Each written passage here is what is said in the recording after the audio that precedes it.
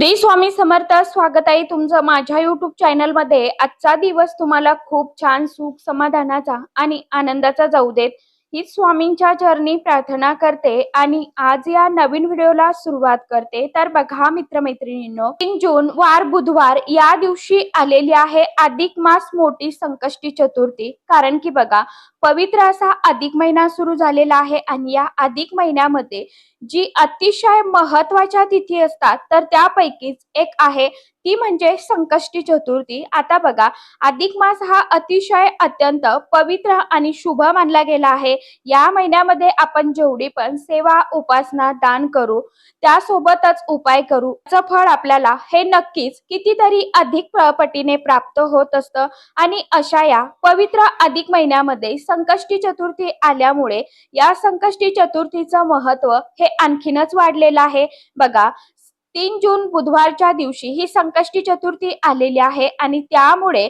बुधवारचं महत्व हे आणखीनच वाढलेलं आहे. तर या संकष्टी चतुर्थीच्या दिवशी आपल्याला गणपती बाप्पांना कोणत्याही परिस्थितीमध्ये गणपती बाप्पांना एक वस्तू जी आहे तर ती अर्पण करायची आहे. ही एक वस्तू अर्पण केल्यामुळे आपल्या आर्थिक अडचणी, संकट, विघ्न दूर होतील. मुलांची, घराची, कुटुंबाची अगदी भरभरून अशी प्रगती होईल. आता कोणती वस्तू आपल्याला गणपती बाप्पांना अर्पण करायची आहे, कशा पद्धतीने अर्पण करायची आहे आणि ही वस्तू कोणत्या वेळेमध्ये अर्पण करायची आहे, अशी याविषयीची संपूर्ण माहिती आजच्या या नवीन व्हिडिओमध्ये मी तुमच्या बरोबर शेअर करणार आहे. त्यामुळे तुम्ही हा व्हिडिओ स्किप न करता शेवटपर्यंत नक्की बघा. चॅनलवरती तुम्ही जर हा व्हिडिओ पहिल्यांदा बघत असाल तर चॅनलला आवर्जून सबस्क्राईब करा आणि असेच नवनवीन माहितीपूर्ण व्हिडिओ बघण्यासाठी समोरील बेल आयकॉनलाही प्रेस करा. त्यामुळे काय होईल, जेव्हा कधी मी नवीन व्हिडिओ अपलोड करेल तर सर्वात अगोदर त्याचं नोटिफिकेशन तुम्हाला मिळेल आणि तुम्ही एकही व्हिडिओ मिस करणार नाही. कमेंट बॉक्समध्ये ओम गणपतये नमः हा मंत्र सर्वांनी आवर्जून लिहा. तर या संकष्टी चतुर्थीच्या दिवशी आपल्याला गणपती बाप्पांना कोणत्याही परिस्थितीमध्ये गणपती बाप्पांना एक वस्तू जी आहे तर ती अर्पण करायची आहे. यामुळे आर्थिक अडचणी, संकट, विघ्न दूर होतील. आपल्या मुलांची, पतीची भरभरून अशी प्रगती होईल. असा हा अतिशय अत्यंत प्रभावी उपाय, सेवा जी आहे तर ती आपल्याला करायची आहे. आता 3 जून 2026 वार बुधवारच्या दिवशी आपल्याला हे चतुर्थी व्रत जे आहे तर ते करायचं आहे.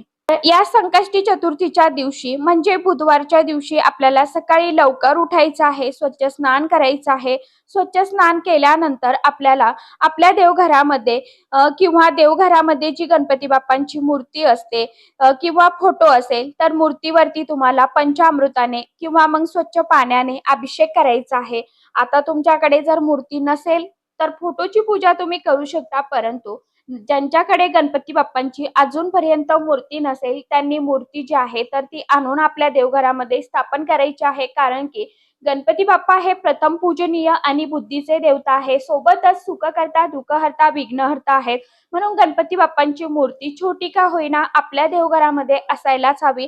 गणपती बाप्पांच्या मूर्तीवरती अभिषेक करून घ्यायचा आहे. अभिषेक करत असताना गणपती अथर्व शीर्षमचं पठण करू शकता किंवा मग ओम गणपतये नमः या मंत्राचा जप आपल्याला करायचा आहे. त्यानंतर आपल्याला मूर्ती स्वच्छ पुसून घ्यायची आहे. आता आपल्याला आपल्या देवघरामध्ये नित्यदेवांची पूजा जी आहे तर ती देखील करून घ्यायची.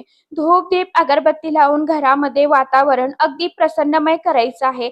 यानंतर हा जो उपाय आहे तर तो करायचा आहे. आता उपाय करण्यासाठी आपल्याला अखंड 21 तांदूळ लागणार आहे. त्यासोबतच 21 दुर्वांची जोडी जी आहे तर ती लागणार आहे. यानंतर आपल्याला अभिषेक करून झाल्यावरती मूर्ती स्वच्छ पुसून घ्यायची. आता प्रत्येकाच्या देवघरामध्ये गणपती बाप्पांची मूर्ती असतेच असते. ज्यांच्याकडे नाही त्यांनी गणपती बाप्पांचं स्वरूप म्हणून सुपारीची पूजा केली किंवा सुपारी मांडली तरी देखील चालणार आहे. आता ही सर्व सेवा करून झाल्यानंतर म्हणजे पूजा करून झाल्यानंतर आपल्याला गणपती बाप्पांना सुगंधी अत्तर तुमच्याकडे असेल तर ते लावायचं आहे. नसेल तर हरकत नाही. गणपती बाप्पांना सर्वप्रथम हळदी कुंकू लावायचं आहे, अष्टगंध लावायचा आहे. पुरुष देवतेमध्ये गणपती बाप्पाच असे आहेत की त्यांना हळदी कुंकू जे आहे तर ते लावलं जातं आणि ते त्यांना प्रिय देखील आहे.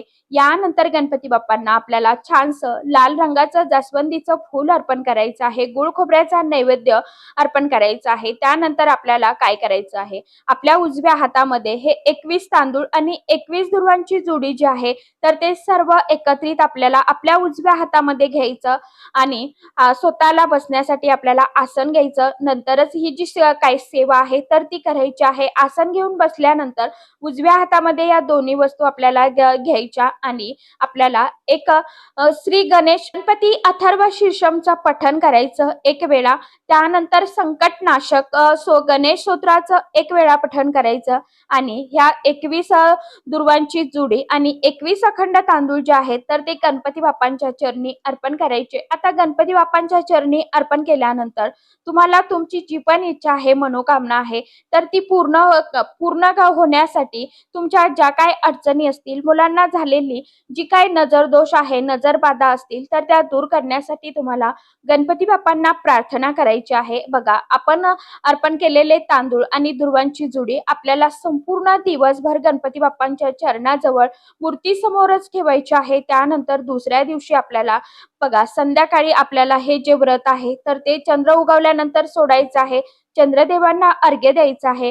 तुम्ही दूध आणि पाणी मिक्स करून यानं चंद्रदेवांना अर्घ्य द्यायचं आणि अर्घ्य देत असताना ओम सोमाय नमः, ओम सोमाय नमः या मंत्राचा जप आपल्याला आवर्जून करायचा आहे. त्यानंतरच आपल्याला हा जो उपाय आहे, उपवास आहे, तर तो सोडायचा आहे. आता बरेच जण बघा, संकष्टी चतुर्थीचं व्रत करत असतात. काही त्यांच्या मनोकामना असतील, इच्छा असतील, तर त्या पूर्ण करण्यासाठी संकल्पयुक्त संकष्टी चतुर्थीचं व्रत हे बरेच जण करत असतात. तर हे व्रत आपल्याला अशा पद्धतीने सायंकाळच्या वेळी सोडायचं आहे.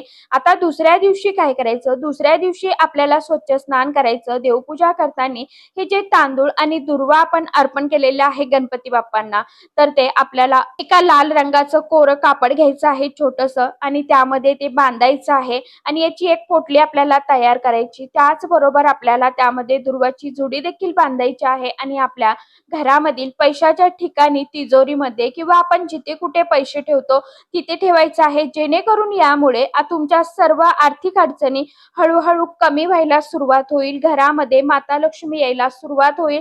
जेणेकरून जे पण तुम्ही कष्ट करता, मेहनत करता, त्या कष्टाला, मेहनतीला तुमच्या नशिबाची साथ मिळेल आणि घराची भरभराट होईल. तुमच्या मुलांची, घराची, कुटुंबाची प्रगती होईल. मुलांवरती येणारे संकट, विघ्न दूर होऊन जातील. आर्थिक अडचणी संपतील. अशा पद्धतीने आपल्याला हा संकष्टी चतुर्थीच्या दिवशी तुम्हाला हा अतिशय साधा, सोपा परंतु प्रभावशाली उपाय जो आहे तर तो बुधवारच्या दिवशी करायचा आहे.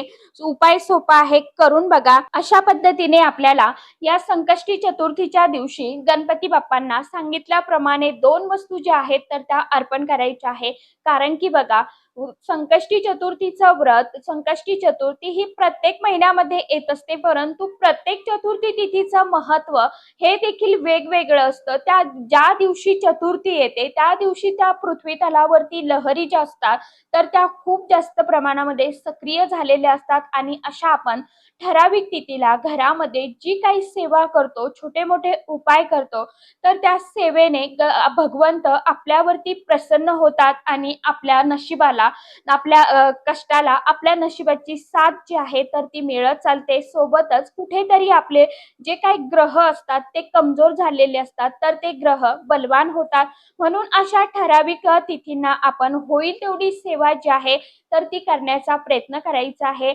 तर आशा करते व्हिडिओमध्ये सांगितलेली माहिती सर्वांना समजलीच असेल. ज्यांना काही समजलं नसेल त्यांनी कमेंट बॉक्समध्ये विचारू शकता. तर चला, आजच्या व्हिडिओमध्ये इतकीच माहिती होती. कशी वाटली नक्की सांगा. व्हिडिओ आवडला तर चॅनलला आवर्जून लाईक, शेअर, सबस्क्राईब जरूर करा. परत भेटूया नवीन माहितीसोबत, नवीन व्हिडिओसोबत. तोपर्यंत सर्व माझ्या YouTube परिवाराला श्री स्वामी समर्थ.